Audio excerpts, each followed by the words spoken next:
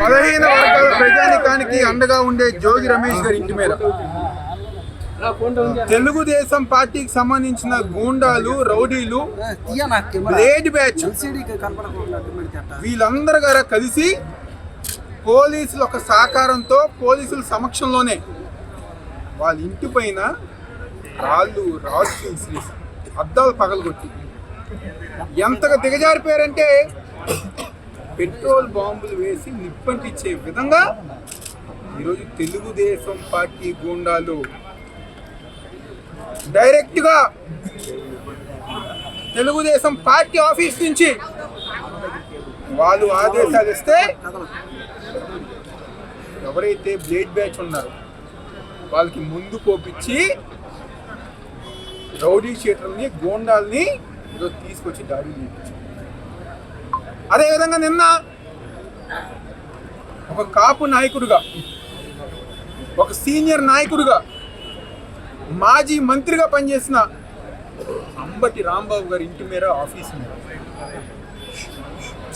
ఇదే రకంగా దాడులు చేసి ఆయన అరెస్ట్ చేశారు.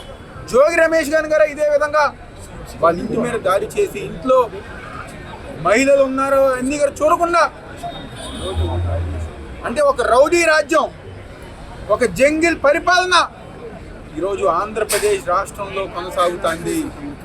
చంద్రబాబు నాయకత్వంలో, కూటమి ప్రభుత్వం ఆధ్వర్యంలో ఈరోజు రెడ్ బుక్ రాజ్యాంగం అంటే వైఎస్ఆర్ కాంగ్రెస్ పార్టీ నాయకులు ఇళ్ళ మీద దాడులు చేసే పరిస్థితి ఈరోజు రెడ్ బుక్ రాజ్యాంగం నడుస్తుంది.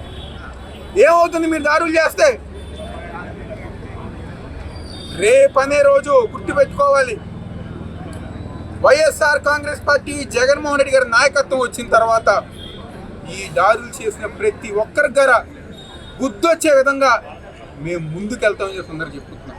ఈరోజు బాధాకర విషయం, పోలీసులు వాళ్ళు పోలీస్ యూనిఫాములు తీసి పసుపు చొక్కా వేసుకోవాల్సిన పరిస్థితి ఈరోజు ఈ రాష్ట్రంలో నడుస్తుంది.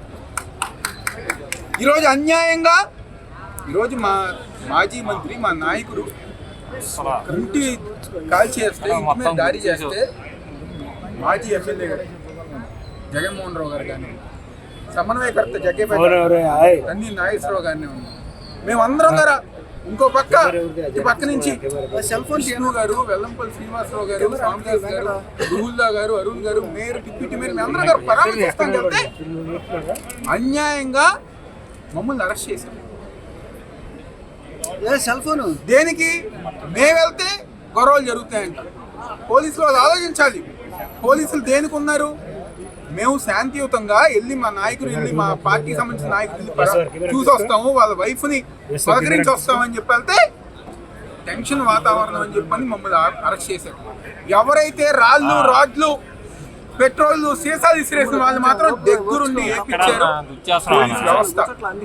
గుర్తుపెట్టుకోవాలి, ఎవరైతే అధికారులు ఉన్నారో, ఈ రోజు జరిగిన సంఘటనలో పాలు పంచుకున్న అధికారులు ఉన్నారో, తప్పకుండా మీరు రిటైర్ అయినా రేపు మేము వచ్చిన తర్వాత అన్ని విధాలుగా చట్టం ముందు నిలబెట్టే బాధ్యత మేము తీసుకుంటామని చెప్పి ఈరోజు ఆ పోలీసు వాళ్ళ దగ్గర చెప్తూ, దీనివల్ల మా నాయకులు, కార్యకర్తలు ఎవరు గారు భయపడరు, ఎవరు గారు పట్టించుకోరు. మాకు వైఎస్ఆర్ కాంగ్రెస్ పార్టీ జగన్మోహన్ రెడ్డి గారు మాతో ఉన్నారు.